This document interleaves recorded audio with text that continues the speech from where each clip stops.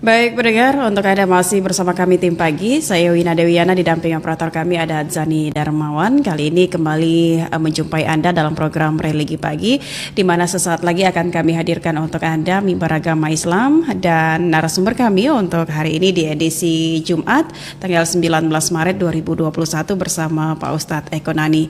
Dan topik yang akan disampaikan sesaat lagi terkait 3 cara menghadapi orang lain. Seperti apa penjelasannya? Langsung saja kita sapa dan silakan Pak Ustadz Eko Nani. Silakan Pak Ustadz. Bismillahirrahmanirrahim. Assalamualaikum warahmatullahi wabarakatuh. Alhamdulillahi rabbil alamin. Wabihi nasta'inu ala umurid dunya din.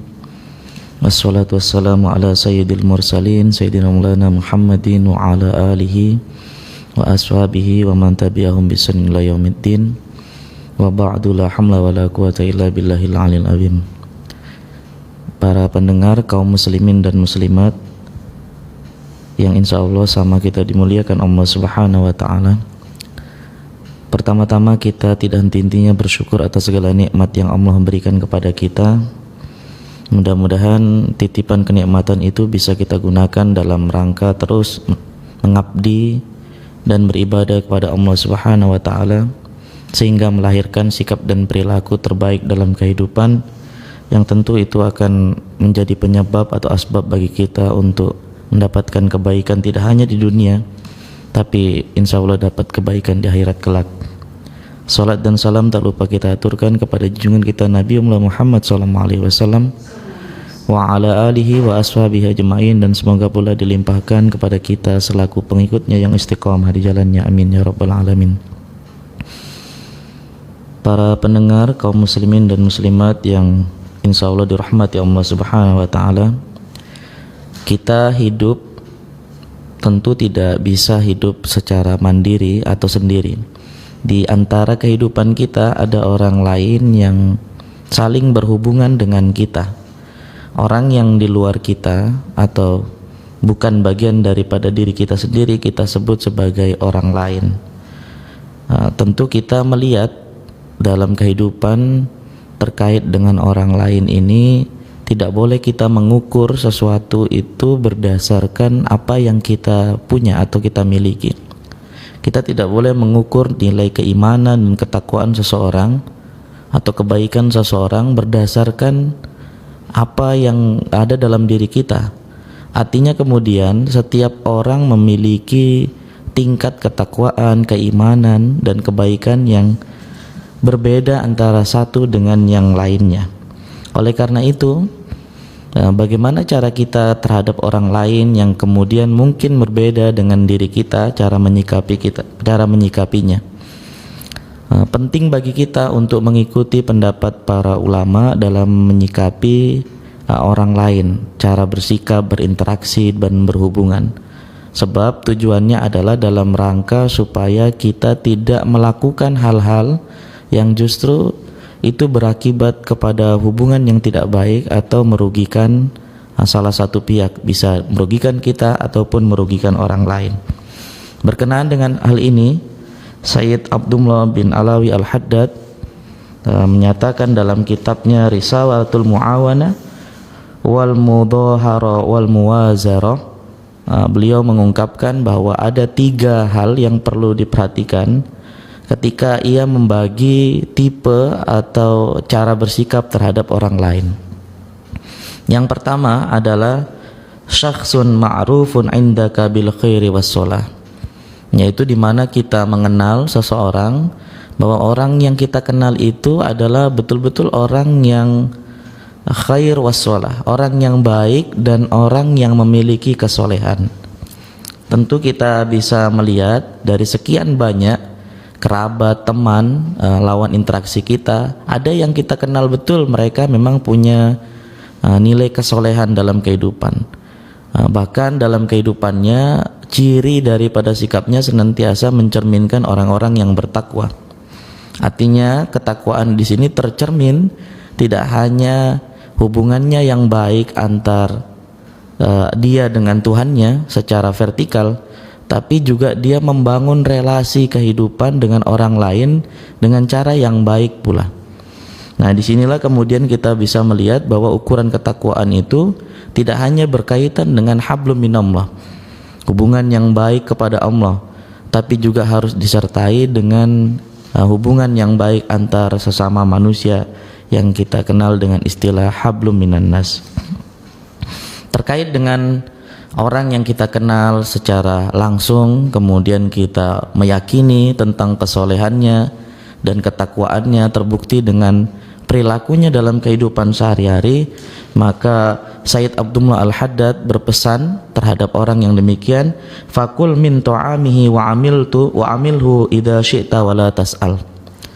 Maka apapun ya yang kemudian berasal daripadanya terkait dengan apa yang dihidangkannya, maka kita boleh memakannya, karena kita meyakini bahwa dia orang soleh dan otomatis makanan yang didapatkannya dari harta yang terbaik. Kemudian kalau dia mengajak dalam urusan mitra bisnis, perdagangan, muamalah, maka kita boleh berhubungan dengan dia. Artinya kemudian melakukan kerjasama tanpa mempertanyakan asal usul daripada daripada hubungan sosial itu, kemudian asal usul dari apa yang dia hidangkan tentunya. Jadi terhadap orang yang demikian, yang kita kenal orang yang soleh, yang memiliki nilai ketakwaan, kita memiliki banyak kebebasan dalam bermuamalah dengannya. Kalau dia menghidangkan makanan, maka kita boleh memakan makanannya tanpa mempertanyakan apakah makanan itu didapatkan dari harta yang halal ataupun dari yang haram.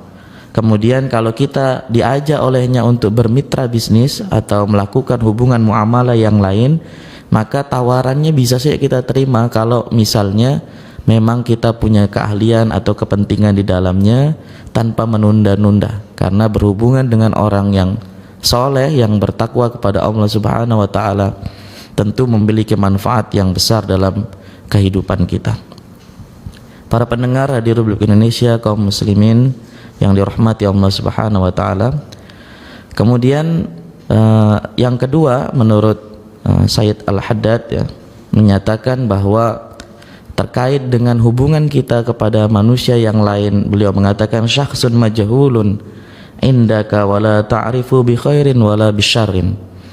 Jadi ada orang yang kita berhubungan dengan dia, tapi kemudian kita tidak kenal secara pasti apakah dia itu termasuk orang yang baik atau sebaliknya dia justru orang yang jahat. Nah, terhadap perkara yang demikian tentu kita berusaha untuk mengambil sikap di mana kita berhati-hati terhadap apa yang datang daripadanya, karena sebenarnya kita tidak tahu orang yang demikian terkait dengan nilai kebaikannya ataupun hal-hal yang kemudian tidak baik dalam dirinya. Maka sikap waspada ini dikedepankan terkait dengan hubungan kita kepada orang lain yang demikian. Waspada ini bukan berarti kemudian melahirkan sikap suuzon, berburuk sangka, tapi waspada ini adalah sikap kehati-hatian supaya kita tidak selamanya menyangka orang itu memiliki kebaikan atau husnuzon. Berhusnuzon pun dengan tanpa memperhatikan situasi dan kondisi juga tidak baik, karena nanti pada akhirnya justru kita tidak mengenal, tidak objektif terhadap apa yang kita hadapi. Maka sikap dalam menghadapi orang yang tidak kita ketahui baik buruknya dia secara pasti dalam kehidupannya adalah mengedepankan sikap waro'. Sikap waro' ini adalah sikap berhati-hati untuk tidak tergesa-gesa menerima atau menolak ataupun menolak pemberian daripada orang tersebut. Termasuk diantaranya ketika kita hidup dalam masifnya informasi dan komunikasi di zaman sekarang dengan teknologi yang canggih, kita sering menerima informasi yang belum jelas datangnya, sumbernya, kemudian pertanggungjawaban keilmiahannya. Nah, ini bisa saja kita terapkan dalam kehidupan supaya kita berhati-hati, bahkan kalau bisa mengkonfirmasi dan mengklarifikasi supaya kita tidak terjerumus kepada hal-hal yang justru kita menjadi bagian daripada orang yang berkontribusi terhadap kerusakan yang ada. Karena sekali lagi zaman sekarang banyak sekali informasi dan berita yang kita dapatkan, kemudian tingkat kebenarannya sulit dipastikan. Maka memeriksanya, mengcross-checknya, mengklarifikasinya, atau istilah agamanya adalah tabayun, itu bagian daripada sikap warok, sikap kehati-hatian yang dikedepankan supaya kita tidak terjerumus ke dalam hal-hal yang justru akan merugikan diri kita, termasuk merugikan orang lain. Tentu cara kita mengkonfirmasi dan mengklarifikasi ini dalam ranah kehati-hatian, supaya kemudian tidak menyinggung perasaan orang yang tidak kita kenal tadi. Kalau misalnya orang yang tidak kita kenal itu berhubungan dengan kita, maka kita pastikan bahwa klarifikasi kita, kemudian konfirmasi kita dalam rangka supaya mencari kebenaran dan sekali lagi tidak menyinggung perasaannya. Caranya adalah kita bertanya terkait dengan hukum daripada barang yang dia transaksikan kepada kita. Kalau berkaitan dengan barang, baik hukumnya secara syariah maupun negara. Kemudian kalau informasi yang kita terima, maka kita meng-cross check terlebih dahulu, menanyakan sumbernya, referensinya, ataupun kalau dia berkaitan dengan kajian keilmian, kita bisa mengecek secara ilmu pengetahuan agar kita tidak gampang untuk terjerumus ke dalam hal-hal yang merugikan diri kita sendiri. Selanjutnya yang ketiga, yang berkaitan dengan hubungan antar sesama manusia dan cara menyikapinya adalah syakhsun ma'rufun indaka bidzulmi, yaitu seseorang yang kita kenal dia memang orang yang banyak melakukan kezaliman. Nah, kita dalam kehidupan ini tentu berhubungan dengan orang yang bermacam-macam jenisnya, bermacam-macam karakternya, yang mungkin tidak semuanya baik.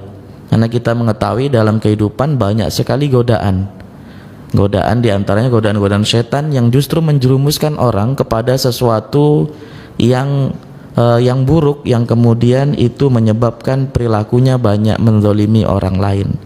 Nah, bagaimana cara kita menyikapi orang yang demikian? Nah, kalau kita mengetahui bahwa lawan interaksi kita orang yang betul-betul dikenal oleh masyarakat sebagai orang yang zalim, misalnya dia dalam jual beli suka menipu, atau kemudian dia mendapatkan keuntungan tanpa mengukur daripada harta halal haramnya. Nah, ini semua menurut Sayyid Abdullah Al-Haddad, beliau berpesan bahwa hendaknya kita tidak bermuamalah dengan orang yang seperti ini secara langsung. Atau kalau misalnya dalam keadaan terpaksa kita melakukan muamalah dengan dia, maka kita selidiki terlebih dahulu dengan seksama, sehingga kita memperoleh keyakinan bahwa muamalah kita berjalan dari hal-hal yang dihalalkan, yang baik. Dan bila kita mengetahui kalau orang tersebut misalnya dalam harta yang dikumpulkannya lebih cenderung banyak hal-hal yang justru didapatnya dari hal-hal yang haram, maka sebaiknya kita menghindarinya. Karena kita mengetahui, apalagi kalau kita mengetahui bahwa sesuatu yang dijadikan transaksi atau hubungan dengan kita itu adalah sesuatu yang jelas benar-benar haram, maka itu sudah pasti kita harus menolaknya. Walaupun kemudian dikatakan oleh Sayyid Abdullah Al-Haddad di sini, walaupun harta yang halal itu diperantarakan dari harta yang haram itu diperantarakan kepada orang-orang yang soleh, paling soleh sekalipun di antara kamu sekalian. Karena kita mengetahui betul bahwa memang orang ini sering melakukan kezaliman dan hartanya memang jelas-jelas terdapat nilai-nilai keharaman di dalamnya. Para pendengar kaum muslimin yang dirahmati Allah Subhanahu wa taala, pesan Sayyid Abdullah Al-Haddad ini sangat relevan dengan kehidupan kita sehari-hari. Hari ini kita mendapati mungkin banyak di antara kita orang-orang yang zalim terhadap orang lain, dan dia enjoy, dia senang atau dia ridho saja dengan kezalimannya. Bahkan kecenderungannya dia masih tetap melakukan itu dan berhubungan dengan orang lain tanpa kemudian ada nilai rasa bersalah dalam dirinya. Maka terhadap orang-orang yang demikian, tentu kita berhati-hati atau kalau bisa kita menghindari bertransaksi secara langsung terhadapnya. Misalnya ada seorang yang kita kenal sebagai seorang koruptor, tentu koruptor adalah perbuatan zalim. Jika kita berhubungan dengan dia, maka kita harus berhati-hati menerima pemberiannya. Jika uang yang kita terima dari mereka yang kita yakini betul bahwa itu merupakan hasil korupsi, maka kita harus menolaknya, karena jangan sampai kita menjadi bagian daripada penada keburukan yang dia lakukan. Kemudian kalau dia tidak menjelaskan secara pasti bahwa uang yang diterimanya tentang nilai kehalalan dan keharamannya, maka jatuhnya adalah statusnya adalah syubhat. Orang yang waro, yang menjaga diri dari hal-hal yang tidak jelas, tentu juga berhati-hati terhadap barang yang syubhat, dan dia biasanya menolak dari melakukan transaksi atau mendapatkan sesuatu yang tidak jelas. Kemudian dari ini semua bisa menjadi pelajaran kita dalam kehidupan sehari-hari, bagaimana kita menyikapi orang yang berbeda-beda karakternya dalam kehidupan kita. Bagi mereka yang kita kenal betul sebagai orang yang soleh, yang takwa, maka berhubungan dengannya secara luas tentu tidak menjadi masalah. Bahkan kesolehan dan ketakwaannya itu bisa mengingatkan kita kepada nilai kesolehan dan ketakwaan pula. Sebagai sampel contoh dalam kehidupan kita, bahkan kita harus iri terhadap nilai ketakwaannya kepada Allah, sehingga kita bisa meningkatkan nilai ketakwaan pula kepada Allah. Kemudian terhadap mereka yang kita tidak kenal baik dan buruknya, tentu kita mengutamakan sikap waro, berhati-hati agar jangan sampai justru kita merugikan diri kita atau justru merugikan orang lain yang kemudian kita tidak tahu status kejelasan karakternya. Adapun yang jelas-jelas mereka adalah orang yang zalim, yang kemudian merasa ridho terhadap kezalimannya, bahkan menggunakan harta hasil kezalimannya untuk bertransaksi dengan kita, maka ini lebih baik kita berupaya untuk menghindarkan diri supaya jangan sampai kemudian kita termasuk ke dalam orang-orang yang zalim pula. Inilah 3 tipologi yang disebutkan oleh Sayyid Abdullah Al-Haddad dalam kitabnya. Mudah-mudahan menjadi pelajaran bagi kita untuk bisa menjalankan kehidupan dengan sebaik-baiknya, bahwa kita hidup itu tidak bisa tanpa orang lain. Maka ketika kita berhubungan dengan orang lain, maka lakukanlah hubungan sesuai dengan porsinya. Artinya di sini kita bukan dalam rangka diskriminatif membeda-bedakan, tapi dalam rangka menempatkan sesuatu pada tempatnya, dan itulah yang disebut dengan keadilan. I'dilu huwa aqrabu littaqwa. Kalau kita adil, maka itu akan lebih dekat kepada ketakwaan. Demikian apa yang dapat kami sampaikan, mudah-mudahan bermanfaat. Wallahu a'lam bishawab. Baik, terima kasih Pak Ustadz Ekonani. Dan pendengar, demikian tadi penjelasan kita dengarkan dari Pak Ustadz Ekonani terkait 3 cara menghadapi orang lain. Menghadapi orang yang baru dikenal maupun yang sudah kita kenal, atau orang yang menyenangkan atau menjengkelkan, seperti itu ya Pak Ustadz Eko. Bagaimana pula nih Pak Ustadz menghadapi orang yang suka membicarakan keburukan atau aib orang lain? Misalnya nih, orang ini saudara kita dan mungkin kebetulan lebih tua dari kita, seperti itu. Kebetulan saat itu hanya berdua saja, tidak mungkin kan kita langsung menghindar, langsung ditinggalkan. Nah, diamkan saja juga tidak mungkin juga, karena nanti kita akan sama-sama menanggung dosanya. Ini seperti apa Pak Ustadz? Ya, dalam aturan agama, dan ayatnya sering kita baca ya, kita diperintahkan untuk watawasaw bil haqqi watawasaw bis sabr, ya. Saling ingat mengingatkan dalam kebenaran dan saling ingat mengingatkan dalam kesabaran. Kenapa redaksinya saling ingat mengingatkan? Karena bisa jadi mungkin kita suatu saat yang mengingatkan dia tentang keburukan dan kejelekan, tapi mungkin kita suatu saat juga bisa diingatkan. Nah, itu kita ini jangan sampai mudah mengingatkan tapi tidak suka diingatkan. Nah, itu juga keliru. Itu jadi pertama kita mengambil sikap bahwa kita berupaya, apalagi itu misalnya saudara, keluarga kita berupaya ubah perilakunya menjadi lebih baik. Karena sejatinya seorang mukmin itu, seorang yang beriman itu suka kalau kebaikannya itu yang dia miliki juga tertular kepada saudara mukminnya yang lain. Nah, adapun kemudian setelah kita menyelesaikan tugas untuk mengingatkan, kemudian dia masih terus berperilaku dengan demikian, sebenarnya tugas kita untuk mengingatkan sudah selesai, tapi kita mengupayakan jangan sampai bosan untuk terus mengingatkan kepada dia. Karena sekali lagi mengingatkan seseorang itu timingnya butuh beberapa waktu. Artinya tidak begitu saja mungkin dia akan berubah. Nah, adapun kalau posisi kita lebih rendah, kemudian dia lebih tinggi, kalau nanti kita ingatkan ternyata justru dia merasa tersinggung, kamu ini masih kecil atau masih muda kok ngingetin yang tua, maka kemudian kita boleh merubah orang lain untuk menjadi lebih baik, bukan dari mulut kita, tapi dari mulut orang lain yang kemudian sama nilainya. Misalnya kita kasih tahu dia yang lebih dekat dengan dia, supaya dia bisa melakukan perubahan sikap, tentunya itu yang kita harapkan. Baik, itu kalau yang lebih tua begitu ya Pak Ustadz. Ya. Nah, kalau yang lebih muda dari kita, misalnya nih anak, terkadang kalau orang tua ini menasihati anak ini dengan emosi begitu Pak Ustadz, pasti seperti itu. Dan kadang-kadang anak ini kalau ingin memberitahu ataupun curhat kepada orang tua merasa tidak nyaman, kurang nyaman, mending sama orang lain seperti itu atau sama temannya. Ini seperti apa Pak Ustadz? Apalagi kalau anak ini yang memang kalau sama orang tuanya, wah luar biasa, tidak nyambungnya begitu Pak Ustadz.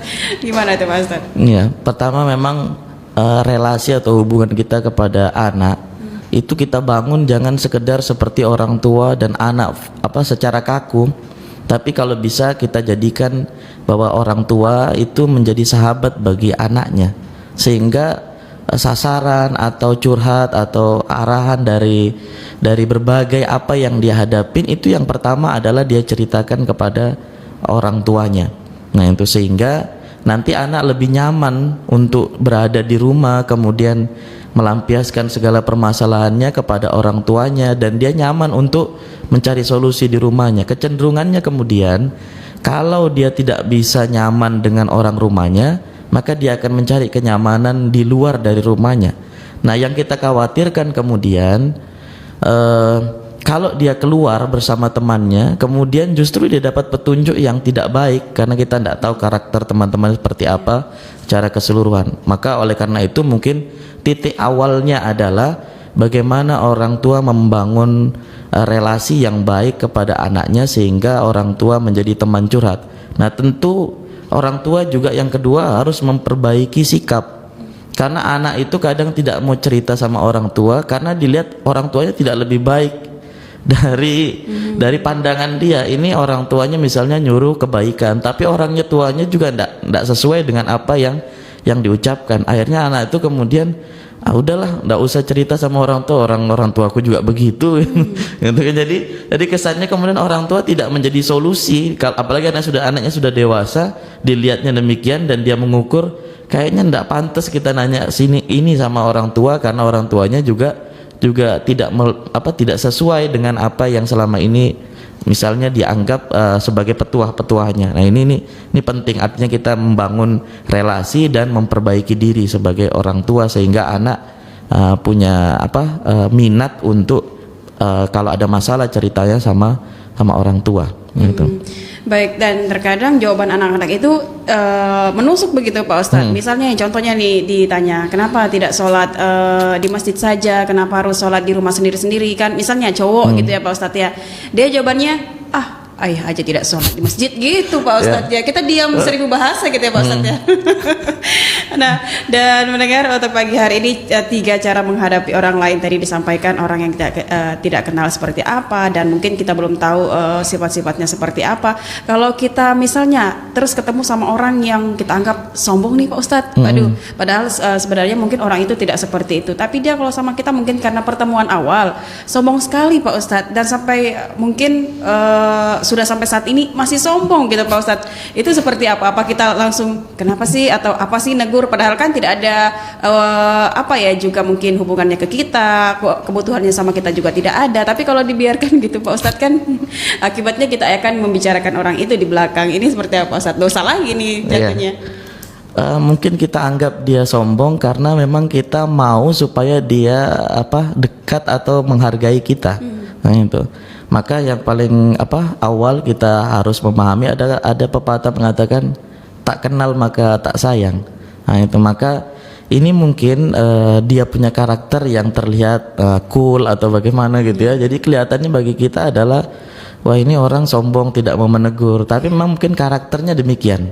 Nah itu bagi kita yang memahami, apalagi itu teman kita gitu, nah, kita bisa menghargai sikapnya yang kemudian demikian. Artinya kemudian kalau misalnya itu memang menjadi karakternya, bukan sombong sih, mungkin karena dia ya orangnya pendiam gitu. Cuek, harus dibalas cuek juga atau seperti apa Ustaz nih? Artinya kitalah yang punya kesadaran, karena dia memang orangnya begitu, memang kalau tidak ditegur dia tidak ngomong tuh gitu. Ada orang yang seperti itu, biasanya faktor lingkungan atau faktor apapun lah yang membentuk dirinya seperti itu. Nah biasanya kemudian kita tidak seharusnya melabeli orang yang demikian dengan pandangan kita. Mungkin dia punya masalah yang kemudian bisa kita bantu, yang kemudian nanti suatu saat bisa merubah karakter atau sikapnya. Tapi sekali lagi biasanya misalnya karakter cuek, cool apa begitu, ya tinggal kita aja, maksudnya memahami sehingga kita tidak menyangkanya macam-macam gitu. Kecuali kalau dia betul-betul nampak perbuatannya yang tidak baik kepada kita, nah itu kita ada alasan untuk merubahnya secara langsung. Nah, tidak harus melihatnya secara luas tentunya. Baik, dan Pak Ustadz, tapi bagaimana nih jika misalnya kita tahu orang ini kalau sama orang lain begitu malah dia yang tidak bisa diam atau seperti apa Pak Ustadz. Nah jatuhnya nanti kita menganggap orang ini tidak menghargai. Nah kalau orang yang tidak menghargai saya, ngapain saya menghargai dia, seperti itu Pak Ustadz. Apakah harus membalas ini Pak Ustadz? Yeah. Kita dalam apa yang diajarkan oleh Rasulullah, kita punya konsepsi namanya akhlakul karimah. Akhlakul karimah itu kalau kita diberikan keburukan maka kita balas dengan kebaikan. Nah itu. Nah mudah-mudahan harapan kita segala keburukan yang kita balas dengan kebaikan itu setidaknya menjadi alarm bagi dia untuk merubah sikap. Nah itu Rasulullah itu berkali-kali disakitin tapi dibalas dengan kebaikan. Buahnya adalah mereka yang melakukan keburukan kepada Rasulullah justru berbalik menjadi mencintai Rasulullah.